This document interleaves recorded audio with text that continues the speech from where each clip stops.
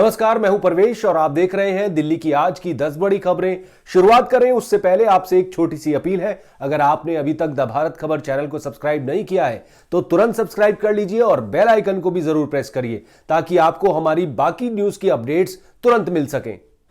दिल्ली नगर निगम में मेयर और deputy mayor के चुनाव के लिए आम आदमी पार्टी ने बैकअप प्लान भी तैयार किया हुआ है। पार्टी ने मेयर और डिप्टी मेयर पद के लिए बैकअप उम्मीदवारों से भी पर्चा भरा दिया है। मकसद ये है कि अगर कोई चूक हो भी गई तो मेयर का पद आपसे ना फिसले। महापौर और उप महापौर पदों के लिए आम आदमी पार्टी के बैकअप उम्मीदवारों ने मंगलवार को अपना नामांकन दाखिल कर दिया। इससे पहले सोमवार को मेयर और डिप्टी मेयर पद के लिए पार्टी के उम्मीदवारों शैली ओबराय और आले मोहम्मद इकबाल ने नामांकन दाखिल किया था। नामांकन भरने के आखिरी दिन मंगलवार को आशु ठाकुर और जलज कुमार ने अपना पर्चा भरा। एमसीडी में मेयर पद के लिए ठाकुर बैकअप उम्मीदवार होंगे, जबकि जलज कुमार डिप्टी मेयर पद के लिए बैकअप उम्मीदवार होंगे। श्रीराम कॉलोनी वार्ड से पार्षद आमिल मलिक, हरिनगर वार्ड से रमिंदर कौर, सीमापुरी वार्ड से मोहिनी जीनवाल और जंगपुरा वार्ड से सारिका चौधरी ने भी स्थायी समिति के लिए सोमवार को अपना नामांकन दाखिल किया था। पब्लिक ट्रांसपोर्ट में बदलाव के लिहाज से आने वाला साल दिल्ली वालों के लिए काफी अहम होगा। नए साल में 3 मेट्रो कॉरिडोर समेत 1500 ई बसों की सौगात मिलेगी। वहीं राजधानी इलेक्ट्रिक व्हीकल के उपयोग के मामले में पूरे देश के लिए रोल मॉडल बनेगी। डीटीसी के बेड़े में बड़ी संख्या में नई इलेक्ट्रिक बसों को शामिल किया जाएगा। इसके साथ ही निजी तौर पर भी लोग इलेक्ट्रिक वाहनों का उपयोग कर सकें, इसके लिए बड़ा चार्जिंग ढांचा भी तैयार हो जाएगा। उधर दिसंबर तक 12 किलोमीटर लंबा कॉरिडोर भी मेट्रो परिचालन के लिए खोल दिया जाएगा। आनंद विहार से सराय काले खां के बीच रैपिड रेल का ढांचा बनकर तैयार होगा और ट्रायल शुरू हो जाएगा, लेकिन रैपिड रेल की सुविधा 2024 में ही मिल पाएगी। G20 सम्मेलन को देखते हुए दिल्ली की सड़कों पर डबल डेकर बस भी देखने को मिल सकती है। इनकी खरीद को लेकर परिवहन विभाग ने प्रस्ताव भेजा हुआ है। विभाग उन सड़कों का सर्वे कर रहा है जिन पर इन्हें चलाया जा सके। अगर सर्वे रिपोर्ट पक्ष में आती है तो मार्च से पहले डबल डेकर बसें चलने लगेंगी। अभी तक दिल्ली की सड़कों पर 250 इलेक्ट्रिक बसें चल रही हैं। 50 नई बसें आ चुकी हैं जिनके पंजीकरण की प्रक्रिया अंतिम दौर में है। इसके बाद कुल बसों की संख्या 300 हो जाएगी, लेकिन नए साल में 1500 नई इलेक्ट्रिक बसें शामिल होनी है जिनका ऑर्डर सरकार दे चुकी है। इसके बाद कुल इलेक्ट्रिक बसों की संख्या 1800 हो जाएगी। सरकार का दावा है कि दिल्ली देश का पहला ऐसा राज्य होगा जिसके बेड़े में इतनी इलेक्ट्रिक बसें शामिल होंगी। नए साल पर दिल्ली वालों के लिए एक और बड़ी खुशखबरी है। केजरीवाल सरकार नागरिकों को घर तक छोड़ने के लिए दिल्ली मेट्रो रेल कॉर्पोरेशन की इलेक्ट्रिक बसों का अधिग्रहण करेगी। दिल्ली सरकार मेट्रो की 100 मौजूदा बसों का अधिग्रहण करने वाली है। वहीं 2023 में परिवहन विभाग के तहत अतिरिक्त 380 फीडर बसें भी चलाएगी। इन बसों को परिवहन विभाग Delhi integrated multi transit system के जरिए चलाएगा। इसके अलावा अतिरिक्त 380 इलेक्ट्रिक बसों को संचालित करने के लिए 6 station welcome, Kohat enclave, Rithala, Nangloi, Mundka और द्वारका की पहचान की गई है। डीएमआरसी इन स्थानों पर बस डिपो का निर्माण करेगी। परिवहन विभाग इन सभी फीडर बसों को प्रति किलोमीटर के आधार पर संचालित करेगा। इसके अंतर्गत परिचालकों को तय की गई दूरी के हिसाब से भुगतान किया जाएगा। नई इलेक्ट्रिक फीडर बसें लोगों के लिए लास्ट माइल कनेक्टिविटी को और आसान बना देंगी। जरूरत के आधार पर बसों को बढ़ाया जाएगा। सरकार की कोशिश है कि सार्वजनिक परिवहन को पूरी तरह से प्रदूषण मुक्त बनाने के लिए शहर में जोड़ी जा रही सभी नई बसें इलेक्ट्रिक हों। आपको बता दें कि डीएमआरसी दिसंबर 2019 से पूर्वी और उत्तरी क्लस्टर में शास्त्री पार्क और मजलिस पार्क डिपो से फीडर ई बसों का संचालन कर रही है। दिल्ली के उपराज्यपाल विनय कुमार सक्सेना ने आईएएस अधिकारी के महेश को दिल्ली शहरी आश्रय सुधार बोर्ड के सीईओ के रूप में ट्रांसफर कर दिया है। बता दें कि एलजी ने 23 दिसंबर को अपने परीक्षण के दौरान रैन बसेरों में शौचालय सुविधाओं की कमी और लोगों की भीड़भाड़ पाई, जिसके बाद ये कार्रवाई की गई। आईएएस अधिकारी के महेश अब यूटीसीएस के विशेष निदेशक के रूप में कार्यभार संभालेंगे। दिल्ली के सबसे महंगे किंग्स कोर्ट चितरंजन पार्क में रहने वाले सुप्रीम कोर्ट के वकील के घर में चोरी का सनसनीखेज मामला सामने आया है। पीड़ित वकील परिवार के साथ थाईलैंड गए हुए थे। चोर घर से कई लाख रुपए की घड़ियां, मोबाइल, ज्वेलरी और नकदी ले गए। आरोपी दीवार कूदकर किंग्स कोर्ट में घुसते हुए सीसीटीवी कैमरों में कैद हुए हैं। चितरंजन पार्क थाना पुलिस ने मामला दर्ज कर जांच शुरू कर दी है। दक्षिण जिला पुलिस अधिकारियों ने दावा किया है कि आरोपियों के बारे में अहम सुराग हाथ लग गया है। चोरों की संख्या 3 से 4 है। इन्हें जल्द ही गिरफ्तार कर लिया जाएगा। पुलिस ने पूछताछ के लिए 2 संदिग्धों को भी हिरासत में लिया है। दक्षिण जिला पुलिस अधिकारियों के मुताबिक सुप्रीम कोर्ट के वकील सीआर पार्क थाना इलाके में स्थित किंग्स कोर्ट में 5वीं मंजिल पर परिवार समेत रहते हैं। यह दिल्ली का सबसे महंगा इलाका है। किंग्स कोर्ट की सिक्योरिटी पर हर महीने लाखों रुपए खर्च होते हैं। वो ईडी के केस देखते हैं। वकील अपने परिवार के साथ थाईलैंड गए हुए थे। बताया जा रहा है कि चोरी चोरी 23 से 26 दिसंबर के बीच हुई है।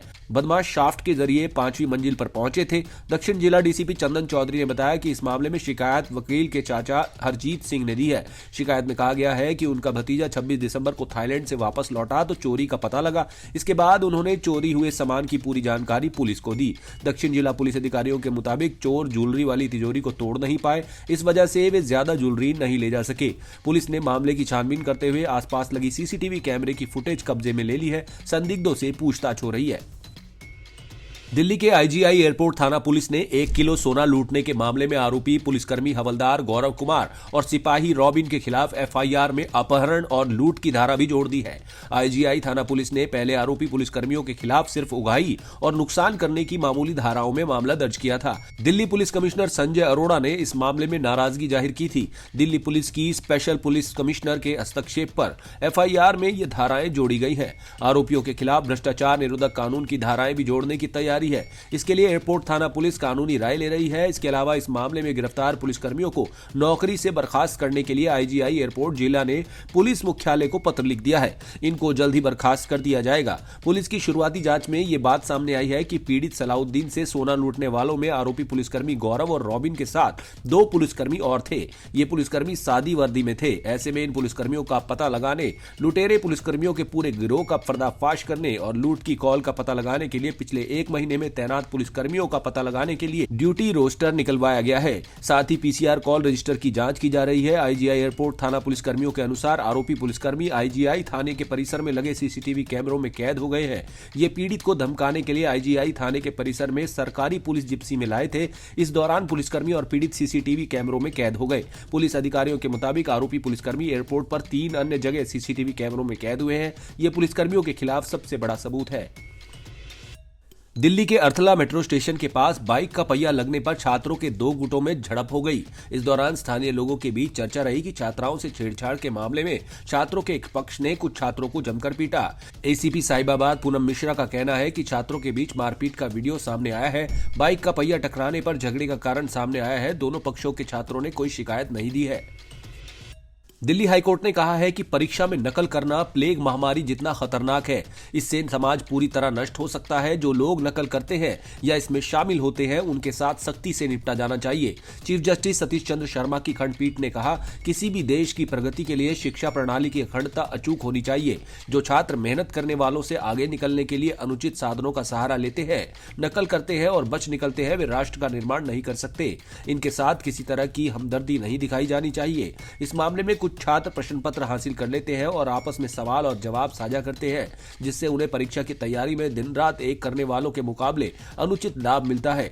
पीठ एकल जज के आदेश के खिलाफ अपीलकर्ता इंजीनियरिंग छात्र की अर्जी पर सुनवाई कर रही थी। इसमें एकल जज के परीक्षा रद्द करने के फैसले में हस्तक्षेप की मांग की गई थी। अपीलकर्ता को दूसरे सेमेस्टर की परीक्षा में अनुचित साधनों का उपयोग करते हुए पकड़ा गया था। हाईकोर्ट ने अपीलकर्ता की अर्जी खारिज करते हुए कहा कि एकल जज के फैसले में कोई गड़बड़ी नहीं है। दिल्ली के अस्पतालों में अब सूर्यास्त के बाद भी शवों का पोस्टमार्टम हो सकेगा। इस संबंध में उप मुख्यमंत्री मनीष सिसोदिया ने स्वास्थ्य विभाग के अधिकारियों को निर्देश दिया है। इस फैसले से परिजनों को शव पाने के लिए इंतजार नहीं करना पड़ेगा। साथ ही अंगदान और प्रतिरोपण को भी बढ़ावा मिलेगा। उप मुख्यमंत्री मनीष सिसोदिया ने कहा कि रात के समय पोस्टमार्टम होने से शवों के लिए लंबा इंतजार नहीं करना पड़ेगा। हालांकि हत्या, आत्महत्या, बलात्कार या किसी तरह की गड़बड़ी या संदेह के मामले में शवों का पोस्टमार्टम केवल दिन में करने का प्रावधान रखा गया है। उप मुख्यमंत्री मनीष सिसोदिया ने कहा कि दिल्ली सरकार ने अस्पतालों में सूर्यास्त के बाद पोस्टमार्टम कराने की मंजूरी के लिए केंद्र सरकार को प्रस्ताव भेजा था। ऐसे पोस्टमार्टम उन अस्पतालों में किए जाएंगे जिनके पास उन्हें नियमित आधार पर करने के लिए पर्याप्त सुविधाएं हैं। अंगदान से जुड़े मामलों का पोस्टमार्टम प्राथमिकता के आधार पर किया जाएगा। पहले शवों को रात के वक्त मॉर्चरी में सुरक्षित रखवा दिया जाता था। अब रात्रि में पोस्टमार्टम हाउस पर आने वाले शवों के अंत्य परीक्षण की प्रक्रिया को मुकम्मल करने के लिए अगले दिन का इंतजार नहीं करना होगा। सिसोदिया ने कहा कि किसी भी संदेह को दूर करने के लिए पूरी रात सभी पोस्टमार्टम के लिए वीडियो रिकॉर्डिंग की जाएगी। इसको भविष्य के लिए संरक्षित रखा जाएगा। मृतक के दोस्तों और रिश्तेदारों के अलावा ये नई प्रक्रिया अंगदान और प्रतिरोपण को भी बढ़ावा देगी। दिल्ली एनसीआर समेत पूरे उत्तर भारत में हाड़ कंपा देने वाली सर्दी का सितम जारी है। हाथ पैर सुन्न कर देने वाली शीतलहर और घने कोहरे से लोगों को काफी परेशानी हो रही है। दिल्ली एनसीआर में 3 दिन की फौरी राहत के बाद पहाड़ों में हो रही बर्फबारी के असर से नए साल में एक बार फिर से शीतलहर की स्थिति बन रही है। इस दौरान तापमान 5 डिग्री तक पहुंच जाएगा। अभी उत्तर पश्चिम से आ रही हवा सर्दी में इजाफा कर रही है। मौसम विभाग के मुताबिक आज तापमान 60 डिग्री रहने का अनुमान है। दिल्ली एनसीआर में मंगलवार सुबह एक बार फिर घने कोहरे से सुबह की शुरुआत हुई। सर्दी भी काफी रही। अधिकतम तापमान सामान्य से 3 डिग्री कम 17.2 और न्यूनतम तापमान सामान्य से 1 डिग्री कम 5.6 डिग्री सेल्सियस दर्ज किया गया। हरियाणा चंडीगढ़ में कुछ स्थानों और दिल्ली राजस्थान में कहीं कहीं शीतलहर और गंभीर शीतलहर की स्थिति रही। दिल्ली के आयनगर में सबसे कम 4 डिग्री न्यूनतम तापमान दर्ज हुआ। रिज में 4.4 और मुंगेशपुर में न्यूनतम तापमान 4.5 डिग्री सेल्सियस रहा। दिल्ली के मुकाबले एनसीआर के मुकाबलों में थोड़ी राहत रही। गुरुग्राम में तापमान 6.1, फरीदाबाद में 8.2, नोएडा में 7.3 डिग्री सेल्सियस रहा। मौसम विभाग की माने तो दिल्ली में अभी 10 किलोमीटर प्रति घंटा की रफ्तार से उत्तर पश्चिम की हवा चल रही है। धूप की तपिश कम है, इस कारण से सर्द हवा ज्यादा परेशान कर रही है। अब मंगलवार से न्यूनतम तापमान में 2 से 3 डिग्री की बढ़ोतरी होनी शुरू हो गई है। इस कारण से तापमान 60 डिग्री तक पहुंच रहा है। इसके बाद नए साल से गिरावट होने पर फिर से 5 डिग्री पहुंच जाएगा और ठंड बढ़ेगी। आप देख रहे थे दिल्ली की 10 बड़ी खबरें। अगर आपको हमारी ये खबरें पसंद आई तो लाइक कीजिए, कमेंट कीजिए और इसे अपने दोस्तों के साथ व्हाट्सएप पर शेयर कीजिए। नमस्कार।